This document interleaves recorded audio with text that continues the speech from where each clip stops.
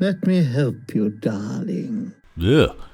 Hi guys, Harbs and Narbs here. Today we're going to be talking about Cazador Tsar. Please don't continue to watch this video if you don't want to see any DATAMINED spoilers, because there will be a lot within this video. If you'd like to check out my Twitter, Patreon page or Discord server, then the links are all down below. Okay, let's go.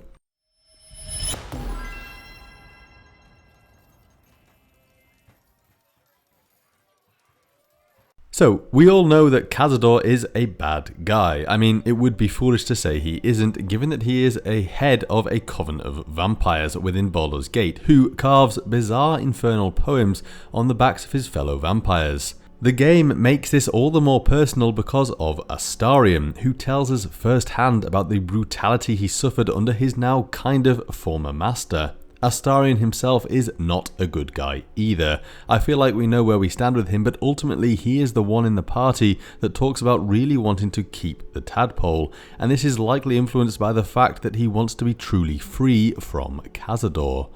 So is Cazador a friend or a foe? Well, I think that for a lot of playthroughs he could be a friend, and I mean that in a pretty loose way, following a theme of the enemy of my enemy is my friend. How dare you! Unless we play Astarion as an origin character, or if we roll a very high persuasion check, Astarion will likely want to fall in with the Cult of the Absolute, purely because of the freedom and security it could give him from Cazador. And although Cazador is a twisted, malevolent individual, he is nothing compared to the potential world-shattering consequences that might be wrought upon Toril by the Cult of the Absolute. We have already been presented with some interesting choices within early access, and Adam Smith, the senior writer over at Larian, has said we don't want this to be you clicking the hero button or you clicking the villain button. We don't want it to be like that. Given this design philosophy, I'd say it's likely that even during good playthroughs we'll have to work with bad people or potentially do bad things for the greater good. If you want to know more about the Tsar family, then please check out the video that I've linked down below, because Baldur's Gate 3 isn't the first time we've heard of them.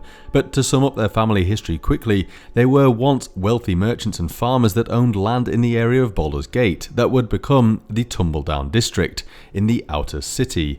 They were murdered by an unknown rival family who also burnt down their estate. In the present, their land is now used as the city's graveyard. Decades ago, part of the cliffs close to the estate fell away, revealing the family crypts, which were then plundered by grave robbers. In order to counter this, an organisation called the Gravemakers were formed. The Gravemakers were responsible for guarding the graves and also destroying the undead.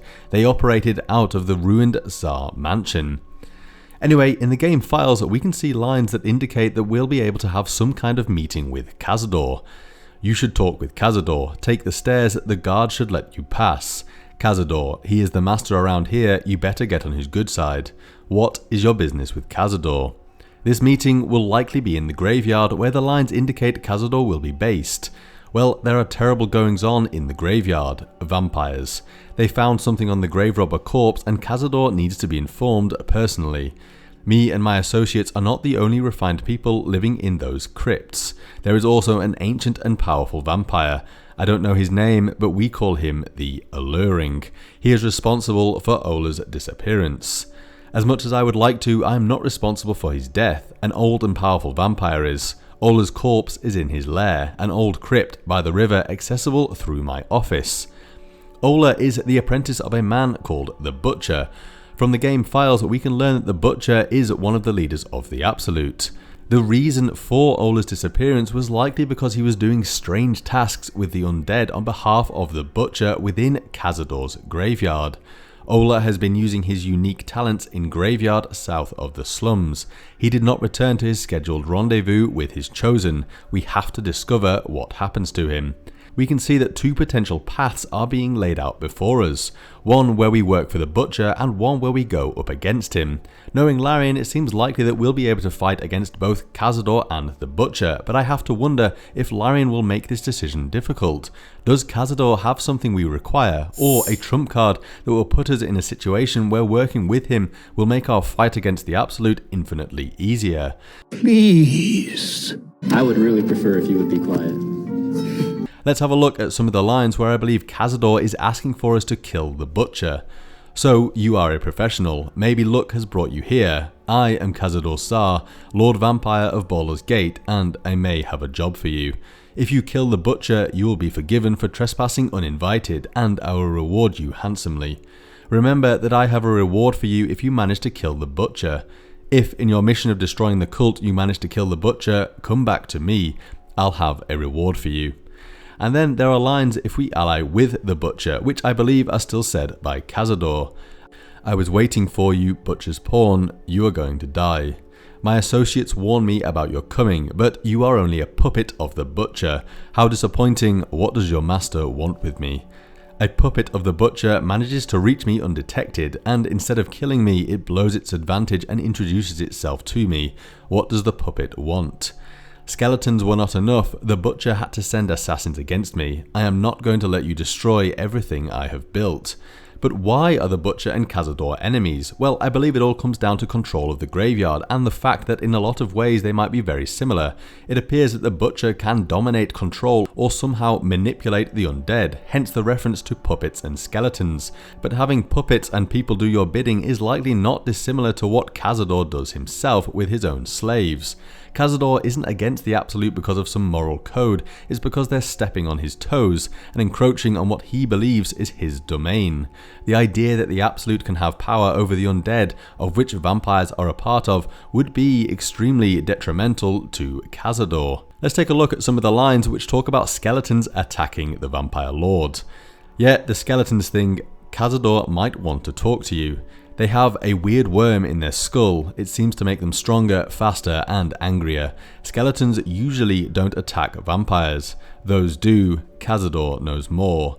He is playing tough, but he is actually scared. The skeleton's aggression has taken them by surprise. You come sightseeing at the graveyard while crazy skeletons are leaving their tomb. Bullshit. So let's try to dig into Cazador a bit more. We can see in the files that we can make this history check. I am looking into the Sar history. I got information that the mausoleum of Cazador Sar is around here somewhere. He was your grandfather, right? We don't know anything about Cazador, but given that Cazador means hunter in Spanish and he is literally hunting Astarion, I thought that Larian might be going with similar Spanish themed names for the whole family. I put Cazador into Google Translate and it came back as, Fishman. Anyway, I asked the same question on Discord, and Quiztech kindly told me that Pecador means sinner. Make of that what you will, but it could be a good entry point into why Cazador and the larger Tsar family have slaves and vampire spawns with poems written in Infernal carved onto their backs. Regarding Cazador's base, we can see the following lines which give us small clues as to what it is like. Anyway, you see this wall. If you turn into a bat like Cazador, you can go to the other side and get out of there in no time. But for us lowly vampires, and for you I assume, it is just a regular wall. It is good, you don't age and everyone is afraid of you. Cazador is a bit strict, but he makes sure we are fed. There is a collapsed floor next room, just climb down. The vampires there will help you if they think you have a good reason to see the master. There is a passage in my office that leads to an old crypt by the river. The alluring manages to get fresh, unconscious victims sent there from the town. He has his quarters nearby. You should meet him. The mention of the office is interesting, and we heard about it in another line earlier. I wonder if this is an office linked to the Gravemakers, who defend the graveyard and fight against undead. In Descent into Avernus, we can see the following regarding the group.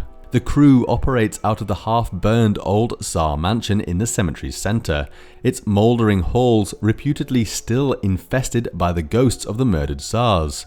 Those stories remain split as to whether the ghosts prey on the Gravemakers or aid them in their duty. If the Absolute is creating crazed tadpole skeletons, I could envision a team up between the Gravemakers and Cazador if it meant restoring balance to the graveyard. After all, isn't it better to have a vampire lord every now and then preying upon the citizens of the city, rather than a full undead army led by a trio of quasi-deities and Illithids? Is Cazador the lesser of two evils? Well, we all know of an elf that would disagree with this, and I'm sure Astarion would be willing to literally watch the world burn if it meant retaining his freedom and seeing his home again. Will Cazador, a vampire lord, be a necessary line of defense against the machinations of the Absolute? Anyway, thanks for watching guys. Leave a comment down below to let me know what you think about this moral conundrum, and if you enjoyed the video then do please give me a like and subscribe, and I'll see you next time. Bye!